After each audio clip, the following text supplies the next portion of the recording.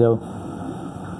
কর্মযোগ, জ্ঞানযোগ, ভক্তিযোগ, তিন সাধনার সাহায্যে বিনাশীল রস নিবৃত্তি হয়।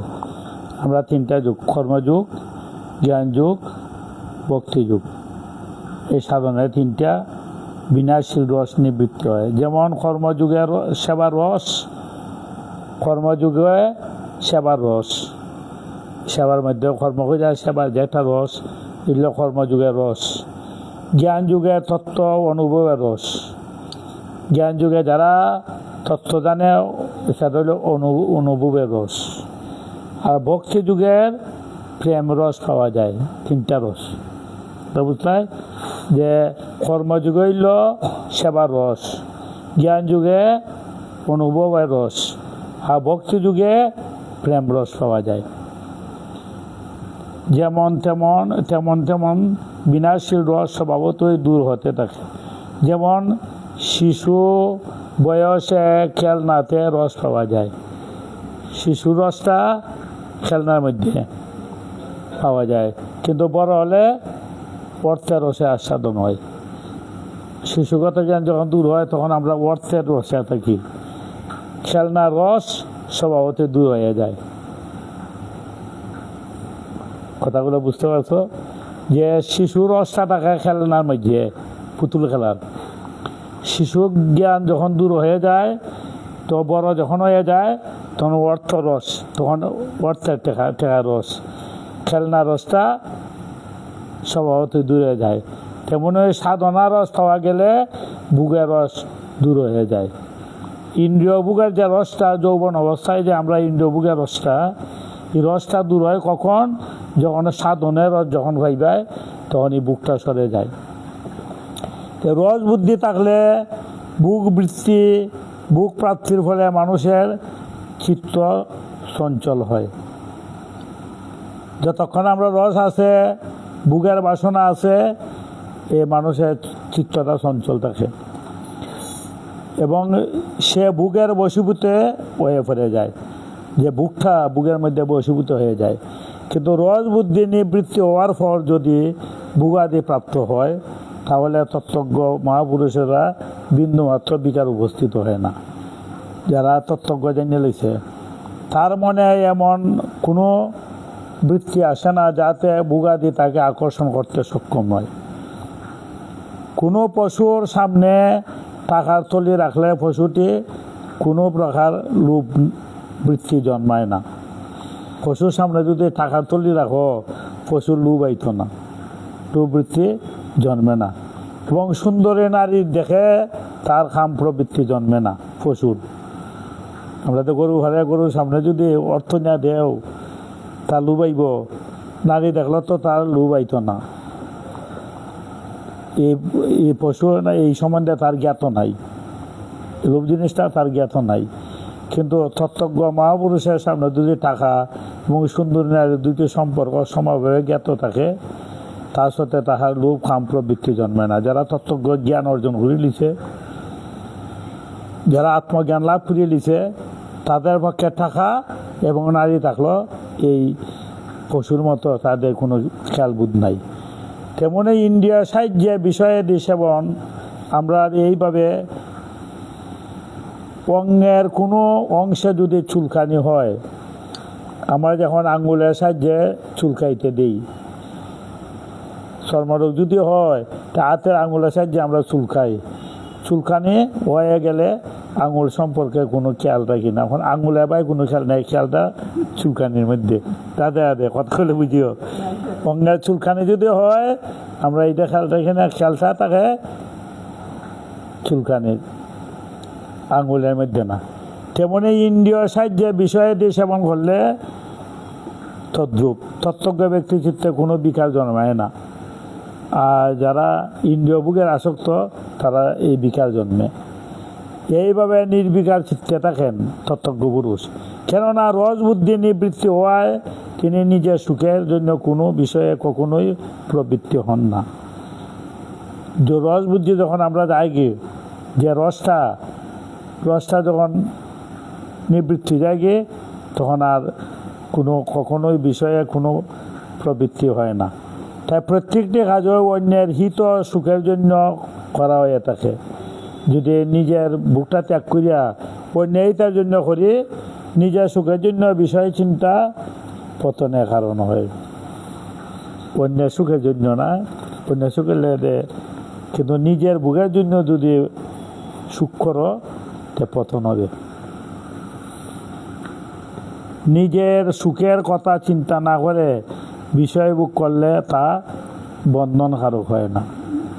আর নিজের সুখের জন্য যদি চিন্তা করো ইন্দ্রিয় ভোগ, সেটা বন্ধন হয়।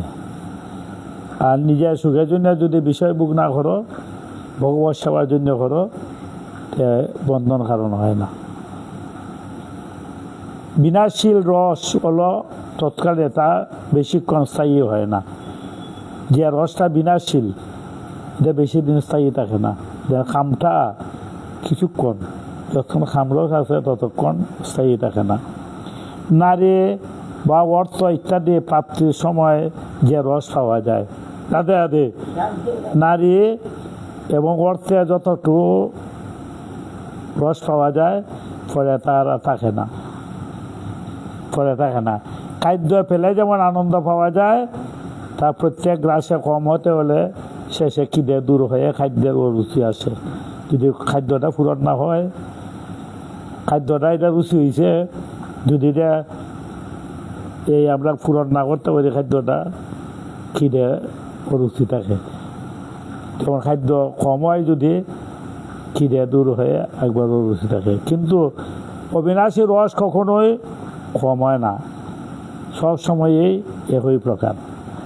যে রস আত্মার যে রস, আনন্দ যে রস, ভগবানের যে রস, এটা যত করবে ততই পারে, এটা কমে না। কিন্তু ইন্দ্রিয়ভোগের যে রসটা, এটা কমে যতক্ষণ। বিনাশী রস ভোগ করলে পরিণামে জড়ত্ব আসে, অভাব, রোগ, সুখ, ভয়, উদ্বেগ ইত্যাদি নানা প্রকার বিকার উৎপন্ন হয়। এই যে রসটা বিনাশীল খামের, এটা আমরা জড়তা আছে, এবং অভাব, রোগ, সুখ, ভয় ইত্যাদি আইয়া নানা প্রকার বিকার উৎপন্ন হয়। ভুগী মানুষেরা এই বিকার থেকে রক্ষা পায় না। যারা ভুগী তারা এটা বিকার থাকে, এটা রক্ষা পায় না। কারণ এটাই হলো ভোগের অসম্ভবের পরিমাণ, সম্ভব নাই, অসম্ভব পরিমাণ। এগুলি দুঃখদায় দর্শনের কথা বলছেন, দুঃখ দূষণ ও দর্শনম। খামাদের দোষ মুক্ত হলে মানুষ তার কল্যাণের জন্য আচরণ করতে সক্ষম হয়। এই খামের যে একটা দোষটা, এটা যদি দূর করতে পারো তো মঙ্গল হবে।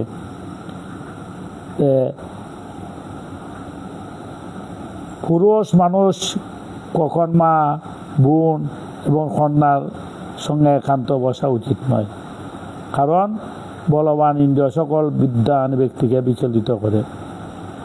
ইন্দ্রিয়ে বিদ্যা একা কোনো দিন নারী বসে একা থাকতে নাই। কেন?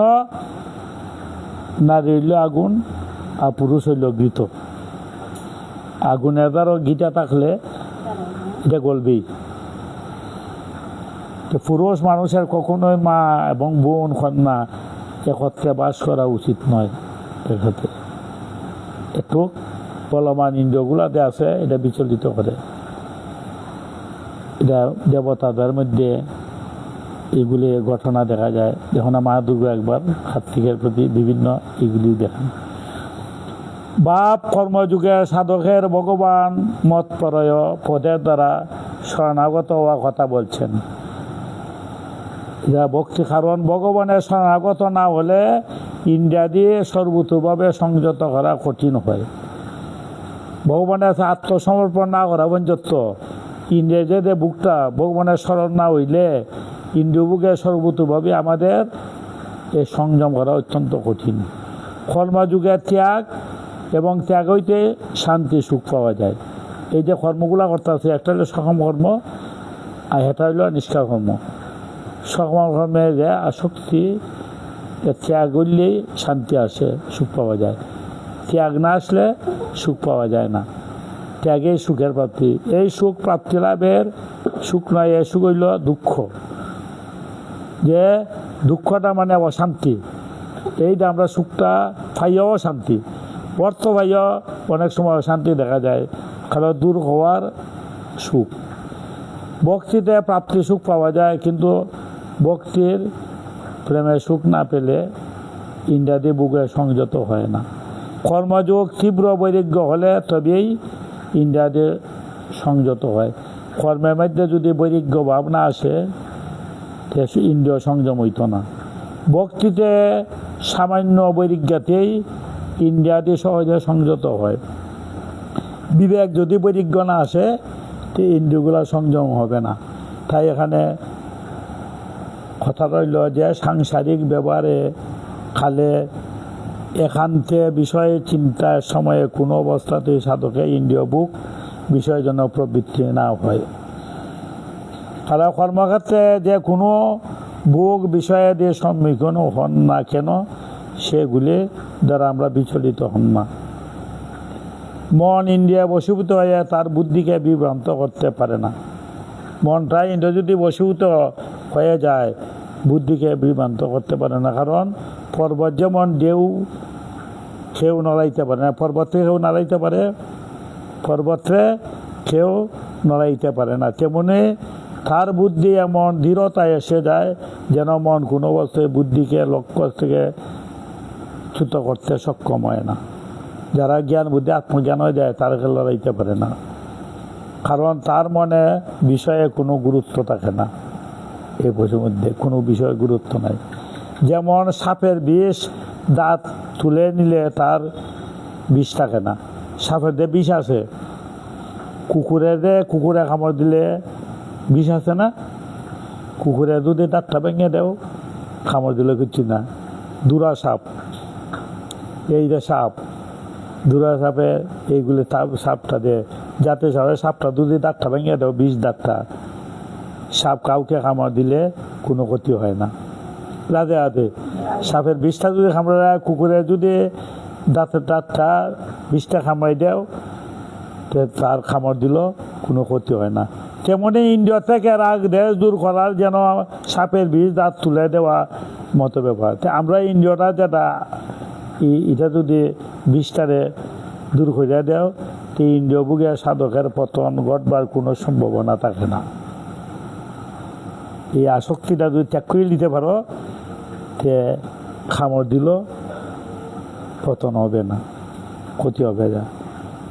যা নিশা সর্বভূতার নাম, যাদের ইন্দ্রিয় মন নিজ বশীভূত নয়, যারা ইন্দ্রিয়টা এবং মনটা বশীভূত নয়, যারা ভোগের আসক্ত, তারা সকলে পরমাত্মার বিষয়ে নিদ্রিত। যারা ইন্দ্রিয় ভোগের আসক্তি, তাই সাধন ভজনে নিদ্রিত। আর পরমাত্মা কি বস্তু, এই তত্ত্বজ্ঞান কাকে বলে, আমরা কেন দুঃখ ভোগ করি, মানে সুখ তাপ কেন হয়, আমরা যা কিছু করি সব পরিণাম কি হবে, এই দিকে দৃষ্টি না দেওয়াই হলো তাদের পক্ষে রাত্রি স্বরূপ অন্ধকার। মানে পরমাত্মার দিকে যারা দৃষ্টি নাই, মানে ভগবানের প্রতি যাদের মতি নাই, নিষ্ঠা নাই, তারা ইন্দ্রিয় ভোগের মধ্যে আসক্তি, তারা রাত মানে অন্ধকার, আত্মজ্ঞান অন্ধকার। আর ভগবানের দিকে যারা দৃষ্টি আছে, তারা তো আলোর মধ্যে বাস করে। আর যারা মায়ার মোহের মধ্যে দৃষ্টি দেয়, ইন্দ্রিয় ভোগে আসক্তি, তারা আসন্ন অন্ধকারে মেজে গুরু অন্ধকারে মেজ আছে। গুরু অন্ধকার দেখি। রাধে রাধে। পশু পক্ষী যেমন সারাদিন খাওয়া দাওয়াতে ব্যস্ত থাকে, এরা যত দেও ততদিনই খায়। রাধে রাধে। পশু পাখি গরু যত খাওয়ান দেও, খাইতে থাকে, এ খাওয়াটাই জানে। তাই সেই রূপ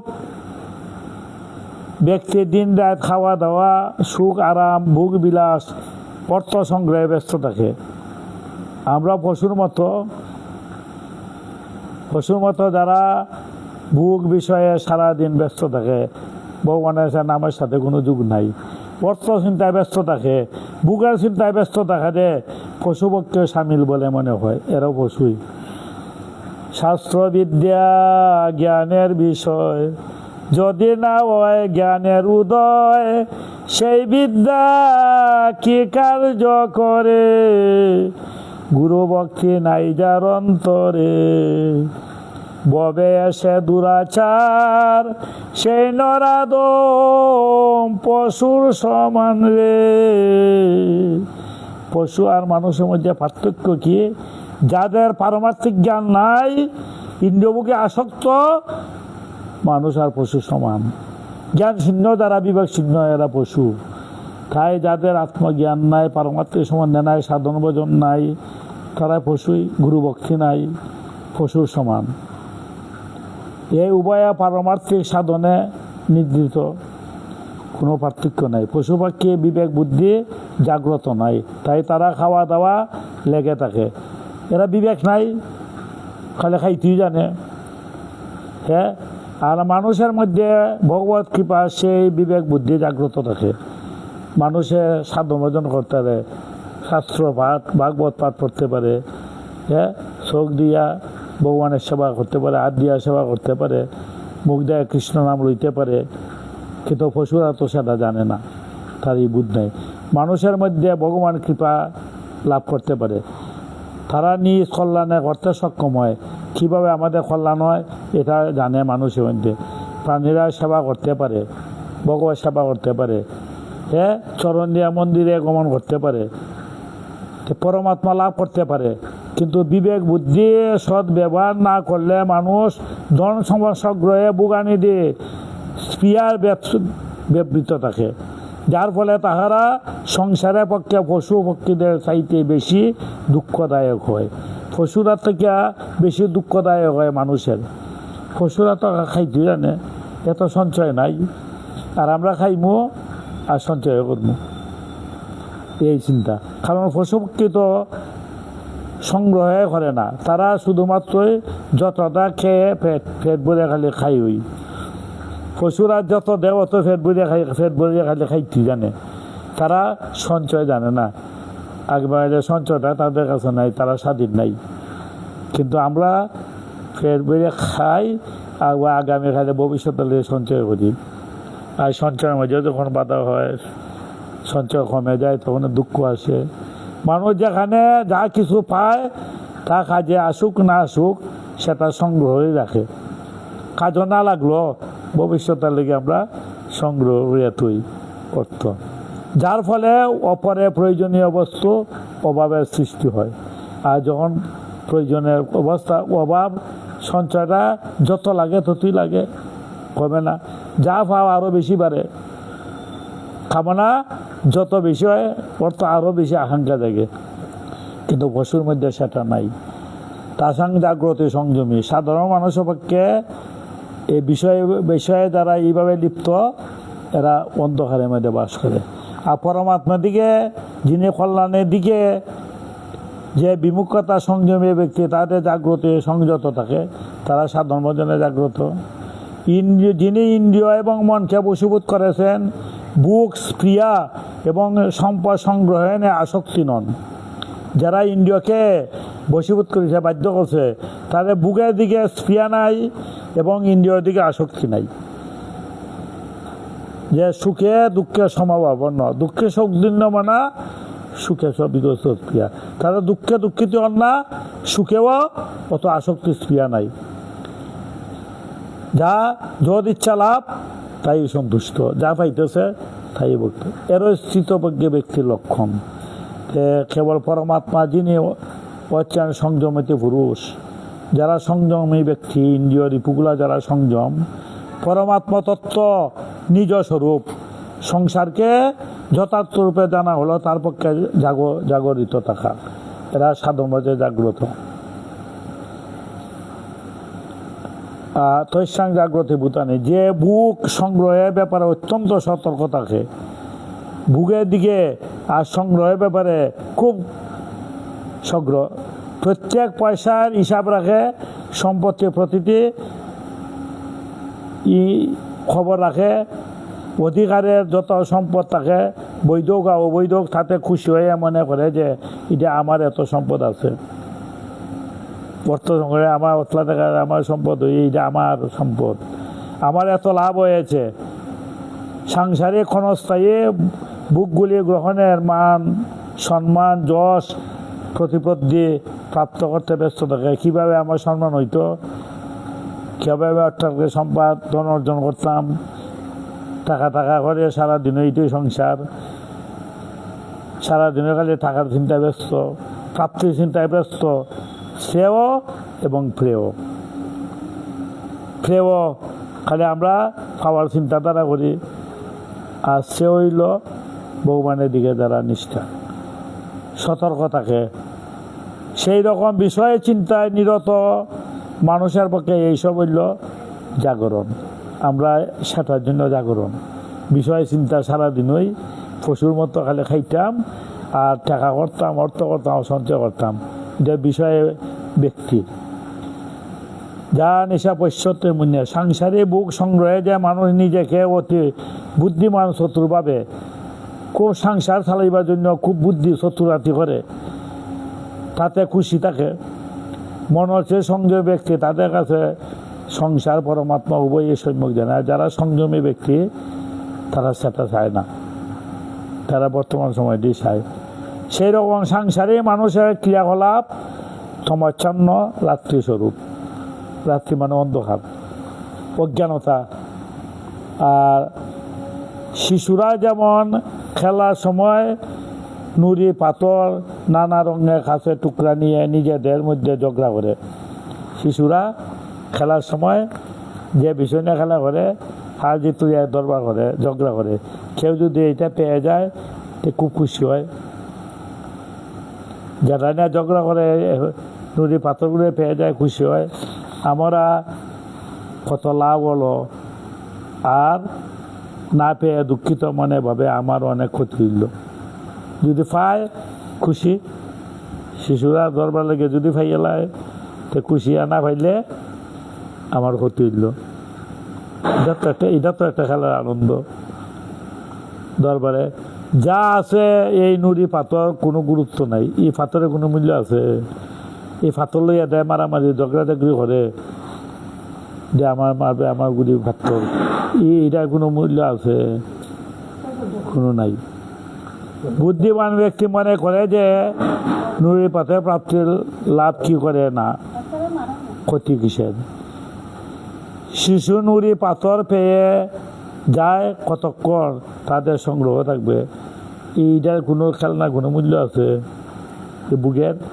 বুক সংগ্রহে ব্যস্ত মানুষ বুগাদের জন্য লড়াই ঝগড়া মিথ্যাচার, বুকের জন্য লড়াই করার জন্য ওই যে শিশুরা ঠুলি মিশিয়ে খেলে, কত পুতুলের সাথে কথা কয়, এই শিখের টাকা বুকা, এগুলি তাদের খেলা।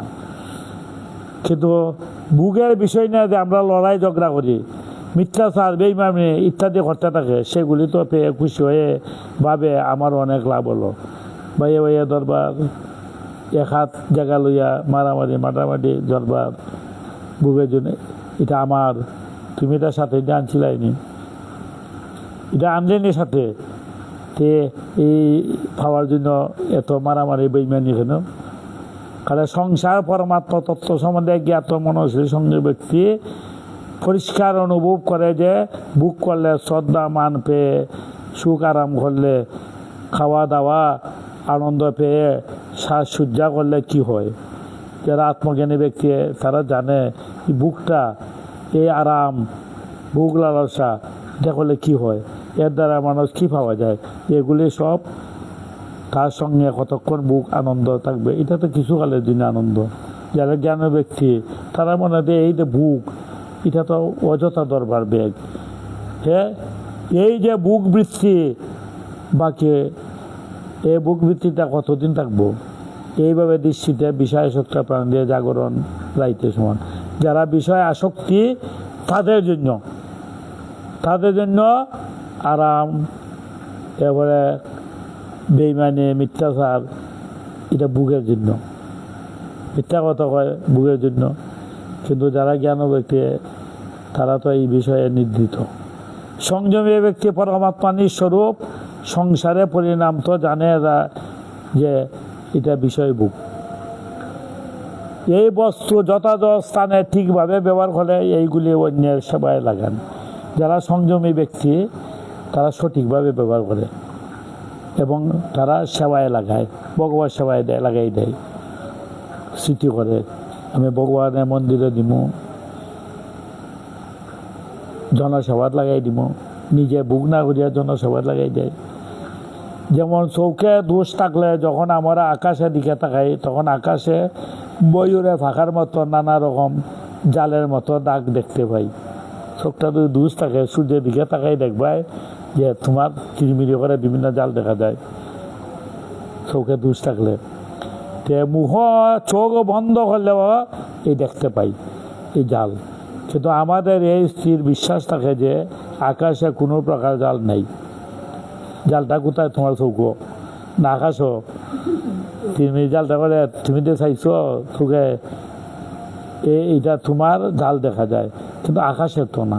সেই রূপ ইন্দ্রিয় অন্তঃকরণে দিয়া সংসারকে লক্ষ্য করলে মনশীল সংযম ব্যক্তির বিশ্বাস থাকে যে সংসারের প্রকৃতপক্ষে সেটাই প্রতীত মাত্র চৌকের দোষ। বাপ সাংসারিক ব্যক্তি রাত দিন ভুক কিন্তু সংগ্রহের ব্যস্ত থাকে, সে সেভাবে গুরুত্ব দেয়, সাংসারিক কাজে অত্যন্ত সাবধান নিরূপণ হয়, নানা প্রকার কৌশলে দেখে নানা বস্তু আবিষ্কার করে, লৌকিক বস্তুর প্রাপ্তির ফলে নিজেদের উন্নতি হয়েছে বলে মনে করে, কিভাবে সংসারে উন্নতি করত এইভাবে ব্যস্ত। সাংসারিক বস্তু সমূহে প্রশংসা করে, আমার যারা সংসারে উন্নতি করে তার লাগিয়ে প্রশংসা করে, কিন্তু যতক্ষণ বেঁচে থাকবে তো সুখভোগের বড় বড় যাগযজ্ঞ, দেবতা পূজা অর্চনা এই জপ তপ করে। কিন্তু কি মুক্ত তত্ত্ব পুরুষেরা সত্যিকার সাধকের কাছে বিষয় চিন্তা রাত অন্ধকার গুরুর কাছে থাকে না। তারা দৃষ্টির ব্রহ্মলোক পঞ্চত্ব ভগবত বলে কিছু নেই, নাশত বিদ্যতে সংসার পুরো সংসারে মজায় থাকেন, মনে করে যা কিছু আছে সব বুক সুখের জন্য, যে এই সংসারটা আমার, মনে করি এটা মনে আমার সাথে চিরজীবন, আমরা মৃত্যু নাই, আমরা চিরজীবনই কাটাইমু, অট্টালিকা দলান তুলি, এটা তো আমার ওই সুখ ভোগে ব্যস্ত। কিন্তু খামো প্রবাক যে বুকু এটা নয় বিধি নিশ্চয়তা, পারমাত্মিক বিষয়ের দিকে তাদের বুদ্ধি যায় না, ভগবানের দিকে মন নাই। যারা অর্থ বেশি বিষয় চিন্তা তারা ভগবানের নাম নেবার সময় নাই। 1 ঘন্টা 2 ঘন্টা ভগবত কৃষ্ণ কথা বলতাম, গীতা ভাটও যাইতাম, সময় নাই। কিন্তু বাজে বিষয় চিন্তা গিয়ে মোবাইলে টিভিয়ে এগুলি সময় কাটায় অযথা, এগুলি স্থায়ী না কোনো ফল দর্শিবে, এগুলি দেখায় তো দুঃখজনক আসবে। কিন্তু ভগবত সেবায় মন 10 মিনিট 8 ঘন্টা বসে না, সময় নাই। কিন্তু বাজে গল্প বাজে কথায় সারাদিন সময় আছে, ইন্দ্রিয় ভোগে সময় আছে, কিন্তু ভগবত সেবায় আমাদের সময় নাই। এ খামবুবক পরমাত্মার দিকে তারা বিষয়ে জানে না, এরা সময় নাই ভগবত কাজে। নাইলে এইভাবে সাধু সঙ্গ এইভাবে হয়, ভগবত সেবা হয়, এগুলি মন নাই। সন্ধ্যার সময় দেখো না বিষয় চিন্তা, বিভিন্ন ভোগের চিন্তায় এগুলি মন, কিন্তু আমাদের কর্তব্য কি মানব জীবনে সেটা ভুলে যায় ভুগে। সংসারে লোক শুধু রাইতুই দেখেন, দিন খেয়ে দেখে না, খালি রাইতুই দেখে, মানে অজ্ঞানতা খালি আমার আমরি দেখে, তোমার আর দেখে না, ভগবানের নাই। যুগী দিন রাইতুই উভয়েই দেখেন, পার্থক্য দেখে, এরা একভাবে চলছে। বালক শুধু বালকভাবেই দেখছে, যে বাচ্চারা তাদের খেলাটা এ বালকটা বালকের ভাবেই দেখে, এ যৌবনও জানে না, বৃদ্ধ অবস্থা জানে না। রাধে রাধে। শিশুরা সংসার জানে, সংসারটা কেমন, যারা বালক তাই বালকের না, সে বালক হই মনে করে। যৌবন দেখে না, বৃদ্ধ দেখে না। বালকে যৌবনে যে কি করছি এবার বৃদ্ধ অবস্থায় যে এমন এটা জানে না, এ বালকভাবেই থাকে। আর যারা অর্থ সংগ্রহে শুধু সঞ্চয় করে, তিনি অর্থ ত্যাগ করতে জানে না। কর্তব্যবোধে কীভাবে ত্যাগ করতে জানে, অর্থ যারা সঞ্চয়ে ঢুকে গেছে তো অর্থ জানে না। যিনি প্রাপ্ত অর্থ ত্যাগ করেছেন তিনি অর্থ জন্মাইতে জানেন, ত্যাগ করতেও জানেন। যারা অর্থরে ত্যাগ করতে পারে, খরচ করে এর জন্মাইতে পারে, দুইটি জানে। আর যারা খালি অর্থ খরচ জানে না, খালি জন্মাইতেই জানে। সিদ্ধান্ত হলো এই সংসারে বিবৃত ব্যক্তি সংসারের রহস্য বিষয়ে অজ্ঞ। সংসার থেকে পৃথক বলে ভাবে সংসারকে জানতে সক্ষম হয়, তখন যথার্থ সংসারের পরিচয় জানতে পারে। পরমাত্মার সঙ্গে এছাড়া এলোই মানুষে পরমাত্মাতে জানতে সক্ষম হয়, প্রকৃতপক্ষে পরমাত্মার সঙ্গে একাত্মা। যারা পরমাত্মা আত্মা সম্বন্ধে জানতে চায় তারাই বুঝে দেয় সংসারটা অনিত্য। আর আমরা সংসারটারে ইন্দ্রিয়ভোগে যারা আসক্ত, এটি মনে করি আমরা নিত্য, এটি আমরা চোখে। আর অনিত্য সংসার খেয়ে বুঝে যারা সংসার থেকে ত্যাগ হয়ে গেছে, তারা বুঝে এটা সংসারটা অনিত্য। বাপ নিজ কামনার জন্য এই জগতে জড়বৎ হয়ে মনে করে। এই জড়বৎটাতে আবদ্ধ, নিজে নিজে কামনায় তুমি আবদ্ধ হইলাই। বাস্তবে জগৎ চিন্ময় পরমাত্মা বাসুদেব সর্বস্ব, মানে সৎসতা অর্জুন। গীতায় মানুষ যখন কামনা রহিত হয় তখন তার দ্বারা বস্তুই প্রসন্ন হয়। যে কামনায় মানুষ কামনায় বাসনায় রহিত হয়, মানুষ যখন কামনা রহিত হয় তখন তার দ্বারা সকল বস্তুই প্রসন্ন হয়। বস্তু প্রসন্ন হওয়ার ব্যাপারটা জানা যায় তখন যখন দেখা যায় এই নিষ্কাম মহাপুরুষের প্রয়োজনীয় সময় মতে আপনি তার কাছে পৌঁছে যাচ্ছে। তখন তার কাছে গিয়ে সকল হওয়ার জন্য যখন সেগুলি লালায়িত থাকে, তখন কামনা রহিত হওয়ার বস্তুগুলি হওয়া না হওয়া তার মধ্যে কোনো বিকার উৎপন্ন হয় না। আশ্রবাদা নাই, না আশ্রবাদা নাই। কামনা যেমন সমুদ্র, সমুদ্র সবসময় আনন্দে তাকে ঢেউয়ে। সমুদ্রের ঢেউয়ে সমুদ্রের মধ্যে লীন হয়। সমুদ্র সবসময় গেল বাধা নাই, না গেল বাধা নাই। তাই সাধক মহাপুরুষের যারা আত্মজ্ঞানী, তুমি তার কাছে আসলো বাধা নাই, টেকা নাই, লবাধা নাই। এ কামনা তার দৃষ্টিতে কোনো গুরুত্ব থাকে না। বিপরীতে কামনা বাসনা মানুষের বস্তু হোক আর না হোক, তাদের মনে সর্বদাই অশান্তি বিরাজ করে।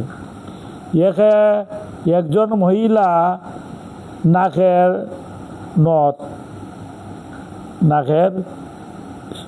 নটটা স্বর্ণ নাকের ইয়টা ফালাই দিছে, কুয়ার মেঝে ফুটিয়েছে। নাক থেকে কুয়ার মেঝে গিয়ে ফুটিয়েছে। সেটা টুকাইবার জন্য ব্যক্তি কুয়াতে নেমে জলের মধ্যে নাকটি খুঁজতে লাগলো। নাক থেকে কুয়ার মেঝে ফুটিয়েছে। ওখানে এটা আনবার জন্য কুয়ার মধ্যে লাইমা ডুবাইতে জলের মধ্যে ডুব দিয়ে খুঁজে ওখানে জলের মাঝে যখন ডুব দিল, কথা বলতে পারবে, কথা শোনা যাইবে। দাদা জলের মাঝে ডুব দিয়ে যদি তুমি কথা কও, বাহিরে কথা শোনা যাবে নি না। খুঁজতে সে নটটি পাওয়া খুব খুশি হলো। যখন ফাইলিছে তখন ডুব দিয়া জলে উঠলো। তখন কথা বলতেছে যে আমি খুশি হইলাম, পাইছি, আমি এটা পাইছি। আর একারে পাইছি বলতেছে ফাইয়া, এটা তো কেউ শুনে না, যে জলের ভিতরে ডুবাইল। কিন্তু এই জলের মধ্যে তাকায় কোনো কথা বলতে পারলো না। কথা তো বলতে পারে না জলে ডুবাইল, কারণ বাক্য জলের মধ্যে বিরোধ আছে। জলের বাহিরে এসে বলতে পারলে সে নটটা পাইছে। তেমনি গভীর নিদ্রায় যারা যায় তারা সুখ অনুভব করে, ব্যক্ত করতে পারে না। যারা ঘুমের মধ্যে থাকে সুখটা অনুভব করে। স্বপ্নে বহুত কিছু দেখি না, সব কিছু অনুভব করি ঘুমের মধ্যে। কিন্তু যখন ঘুম ভঙ্গে যায়, নিদ্রা ভঙ্গ হইলে তখন তার এই স্মৃতিগুলো আছে, বলা যায় অনুভবের জন্য জ্ঞান, তখন অনুভব হয় আমি তো বুক করছি ফুল। তোমার সাথে তো নিদ্রা মধ্যে কথা বললাম, তোমার সাথে তো আমি বুক করলাম, রাধে রাধে আয় না ঘুমের মধ্যে তোমার সাথে কথা কইছি। ঘুমের মধ্যে আমি টাকা পাইলাম, আমাকে অমুকে টাকা দিছে, রাধে রাধে। তখন যখন ঘুম ভাঙিয়া লইতাম দেখা যায় টাকা নাই, রাতে রাতে মানুষও নাই। এটা তো একটা সুখ। টাকা তো আমি ঘুমের মধ্যে 10 লাখ টাকা পাই দিছি, যারা আমি চাইছিলাম আমার সামনে উপস্থিত, তখন ঘুম ভাঙিয়া দিকে তো নাই। এই সুখটা কিরকম? তদ্রুপ আমরা এই সুখ। তাই অভাব বলে সকলেরই অনুভব করে, কিন্তু যখন স্বরূপে অভাব কেউ অনুভব করে না। স্বরূপটা কি? এটাই অহংকার আমাদের ছেড়ে থাকতে পারে না। আমি সর্ব অহংকার বিনা থাকতে পারে না, থাকি।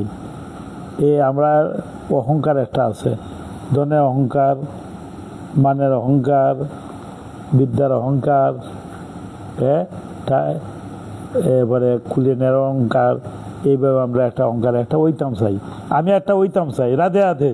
আমরা চাই আমি একটা ওইতাম, প্রতিষ্ঠা, সম্মান, আমাদের এই স্বরূপ চিন্তা সত্তা, আমরা একটা ওইতাম চাই। নিত্য সত্তা কোনো কিছু প্রয়োজন নাই, কিন্তু স্বরূপে প্রয়োজন আছে সকলে। আমরা যদি অহং ত্যাগ করে পৃথক না হয়ে অহংকারেই হতাম, তবে গভীর নিদ্রায় অহংকার লীন হয়ে আমরা থাকতাম না, তত নিদ্রায় থাকতাম না। অহংকার ব্যতীত আমাদের অস্তিত্ব সিদ্ধি হয় না। জাগ্রত স্বপ্নে অহং প্রকটিত থাকে, জাগ্রত অবস্থায়। নিদ্রা গেলে তো অহং নাই। আমি নিত্য নিরন্তর বিরাজমান।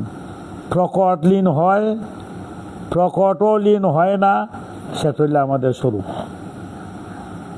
নিদ্রা যাই না, নিদ্রায় দেয় কামনা ত্যাগ হলে শরীর নির্মাণের জন্য কিছু কিছু বস্তু, ব্যক্তি, পদার্থ প্রয়োজন রেখে যায়। তাকে বলা হয় কি? ক্রিয়া। কামনা ত্যাগ হলো শরীরের মধ্যে আমরা নির্মাণে কিছু না কিছু একটা বস্তু থাকে, প্রয়োজন থাকে, সেটা কি? ক্রিয়া থাকে। কামনা ত্যাগ করলে আমার একটা ক্রিয়া জাগে। তাই স্থিতজ্ঞ মহাপুরুষের শরীর নির্মাণের প্রয়োজনীয়তায় দূরে কথা, শরীরের প্রয়োজন থাকে না। কেননা শরীরের প্রয়োজনে মানুষে পরাধীন হয়ে দেয়। প্রয়োজনে তখন দেখা যায় যখন মানুষ বস্তু স্বীকার করে নেয়, স্বরূপ তার নয়, কার্যকরী কোনো বস্তুকে নিজেকে মনে মনে করে না, সেগুলি জগতের জন্য মনে করে, তার বস্তুর প্রয়োজন থাকে না। যেতে মনে করে এটা আমার না। যেমন মালিকের কাজ করো, এটা আমার না। তোমার একজন দাসিয়ে তোমার সন্তানকে একবার লালন পালন বোঝা যায় আমার থিকা, রানীর থিকা দাসীর সেবা যত্নটা বেশি। সব যে দিনের বাচ্চারা কুলো নেয়, খাওয়া দাওয়া লালন পালন করে তার মার মতো। কিন্তু বাচ্চারা যদি, সন্তান যদি মারা যায়, মা বাবায় কান্দে, সেবা দেখা দিকে একটা খান্দন দেয়, কিন্তু মনে জানে আমার নাই। রাতে রাতে মনে জানে এটা তো আমার না, এটা গেছি এটা আমার কিন্তু। তুমি কর্মচারী দোকানে লাভ বললি কি আইবে, আমি কিটা হইতাম, আমি বেতন পাইতাম। রাতে রাতে আমার বেতনের দরকার, লোকসান হইলে তো আমি বেতন পাইতাম। ওইভাবে আমরা থাকলে তো সবই হয়, কিন্তু ক্ষতিটা যা রয়েছে এই চিন্তায় আমার অত টাকা ক্ষতি হয়ে গেল। খান্দাটা মালিকের, আর কর্মচারী দেখা দেখে একটু খোয়াই, কিন্তু মনে মনে দেয় না আমার কিনে গেছে, আমার বেতন দিয়েছে। রাতে রাতে এইভাবে জগতে ধুতি থাকো, না সংসার যায়। আমি সেবা করতাম, না সংসার যায়। শ্রীপুত্র থাকলই কিনা, না থাকলই কিনা, যেটা আমারই না।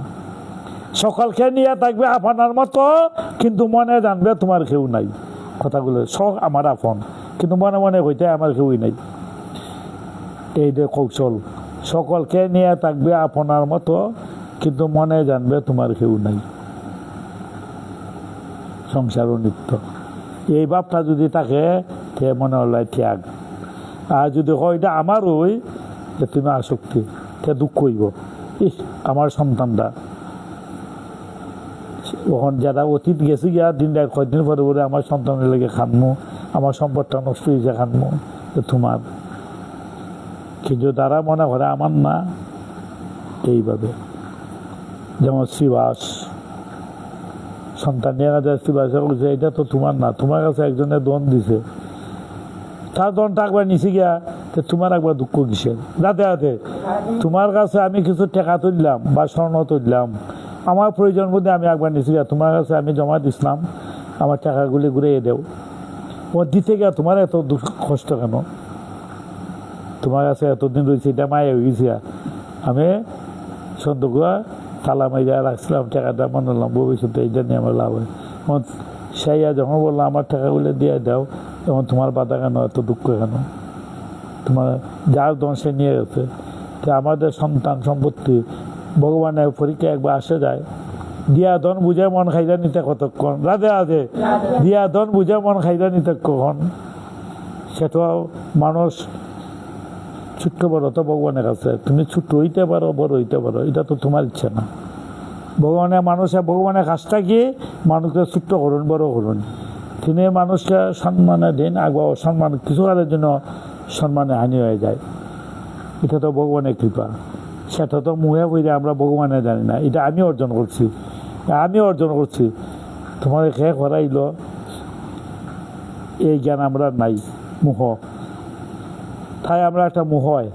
সাধক যখন জগৎকে সৌম্যক্রুরে সমানভাবে দেখেন, তারা মুহ হয় না। সংসারে দুইটি বিভাগ আছে, জড় এবং চেতন। প্রাণীদের স্বরূপ হল চেতন, আর তার জড়ার সঙ্গে সম্বন্ধিত। আমরা জড় জগতের মধ্যে আকর্ষিত, পথে যেতে হয়। আর এই আকর্ষণ যখন হয়, তখন আমার উত্থান হয়, নিষ্কল্যাণ হয়। জড়গতে পতনে যাওয়ার প্রধান কারণ হইল মোহ। এই মোহে আমরা পতন হইলাম। এই সংসারে মোহ হইয়া, স্বামী স্ত্রী পুত্র পরিবারে মোহ হইয়া আমরা কর্তব্য আড়া হইলাম। কেন মানুষ জানো? ভগবত সেবার থেকে বঞ্চিত হলাম মোহের মধ্যে থাকিয়া। এরা কর্তব্য করতে গিয়া মোহে মেজে ফুইয়া এরা কর্তব্য বুঝিয়া ভগবানের সেবা হতাম, এটা আমরা কর্তব্য না, এটা ভুলে গেলাম। তাই এই কর্তব্য মোহে হইয়া আমাদের আধ্যাত্মিক চেতনা শক্তি সব আড়াইয়া ফেললাম এই সংসারে মোহে। তাই জড়তা পথের যে মোহ কল্যাণ, পরমাত্মা জানার প্রধান কারণ হইল আমাদের বিবেক। বিবেক যদি থাকে, মোহে আসিয়া জড়িত করে না। যখন বিবেকটা সরে যায়, মোহে আসে। বুদ্ধি বল যত ছিল বিষয় চিন্তায় সবই গেল, এখন আমায় উপায় বলো বংশীদারি কেলে শোনা। বিষয় চিন্তা সাহসীর সমস্ত বুদ্ধি সরে গেল, যে জ্ঞানটা ছিল। তাই বিবেক যেখানে নাই, বিবেক ছাড়া যে কর্মগুলা, এটা পতনই হবে। এই সংসারে যা কিছু কর্ম করি বিবেক শূন্য। বিবেক যারা আছে, বৈরাগ্য আছে, সে মোহে তাকে জড়িত করে না। এই মমত্ব বোধ মোহ এবং কামনা যুক্ত হইল মোহ।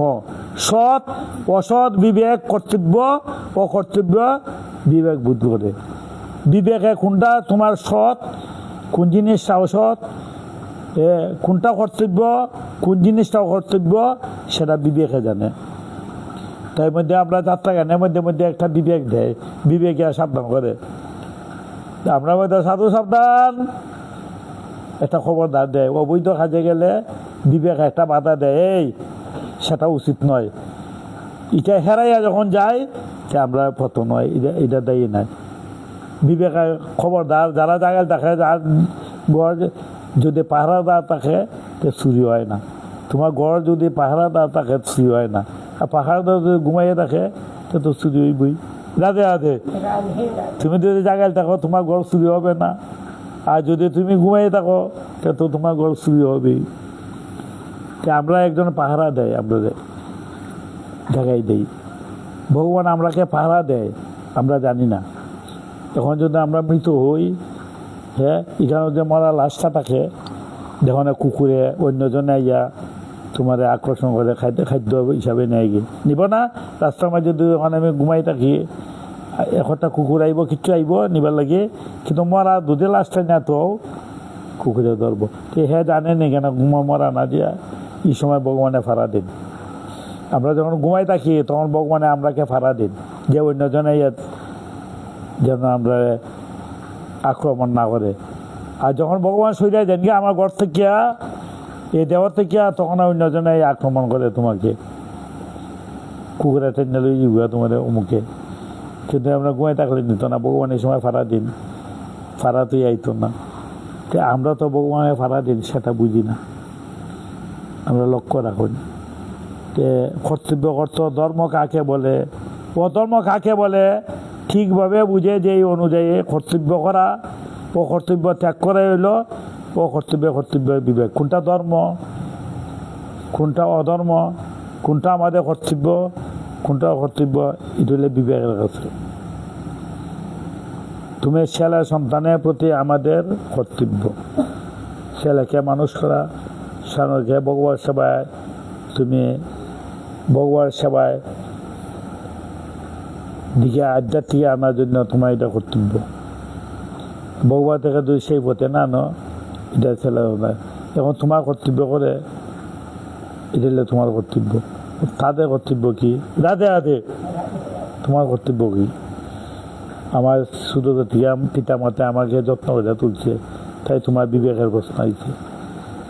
এটা হইল কর্তব্য, আর এটা হইল দায়িত্ব। কর্তব্য একটা আর দায়িত্ব একটা। তুমি যে দায়িত্ব নিয়েছো তুমি দায়িত্ব পালন করো, যদি দায়িত্ব পালন না করো তোমার মানবতা রইল না। তোমার দায়িত্ব তো এটা করতে হবে। এখন আমাদের কর্তব্য কি, দায়িত্ব কি?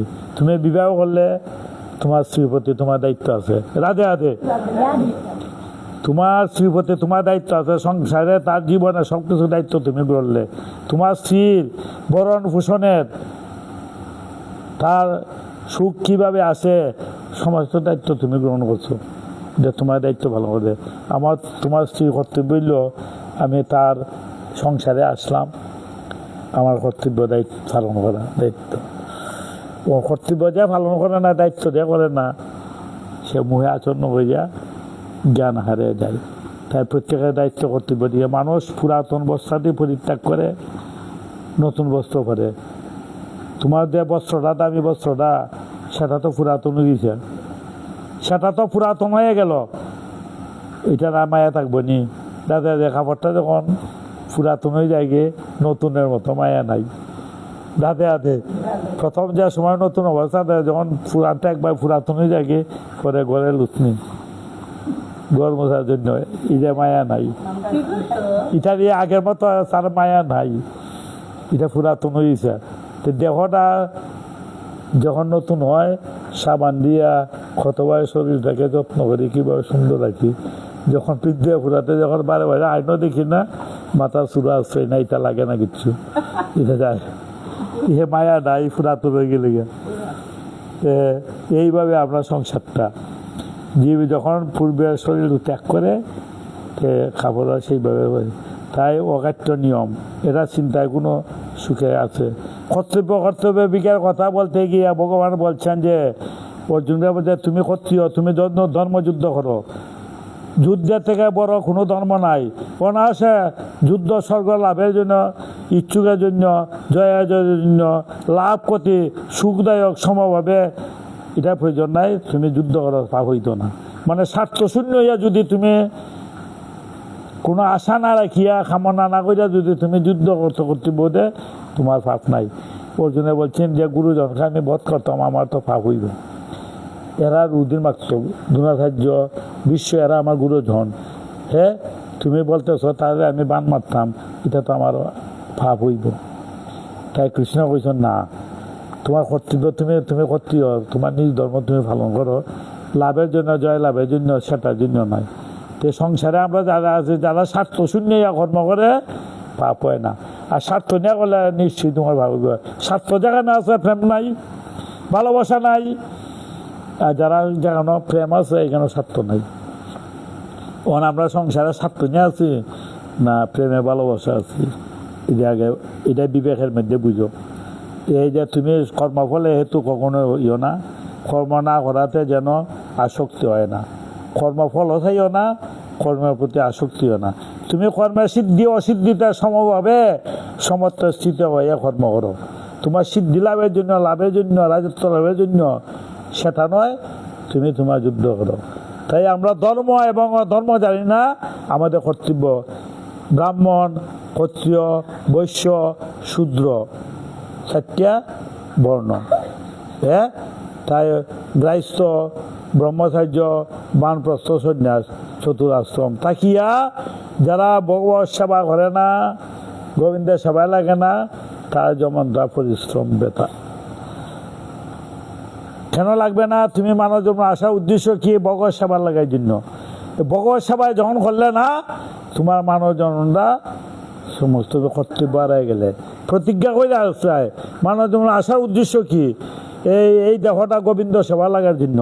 আর তুমি গোবিন্দ সেবা না ইয়া মুহে জর্জরিত ইয়া বুক বাসনায় লেগে গেলে, তাই জীবনটা একবার 84 লক্ষ জনের ভ্রমণই করতে হবে।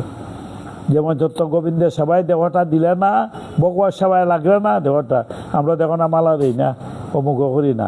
এই বুকের মধ্যে আমার গোবিন্দ বলছেন যে 56 বছর তুষবের জন্য বিনা তুলসী প্রভু এখন এই মানি। যত বুক সামনে যাও যদি তুলসী না দেওয়া হয় ভগবানের সেটা গ্রহণ করেন না। আর আমরা দেহটা তুলসী ছাড়া মালা ছাড়া দেহটা দেশ শান্তুল্য। যার এই দেহটা যখন তুলসীর মালা গলায় থাকবে তে মনে করতে হবে দেহটা আমার প্রসাদই দেব, ভগবান নিবেদন বস্তু, রাধে রাধে।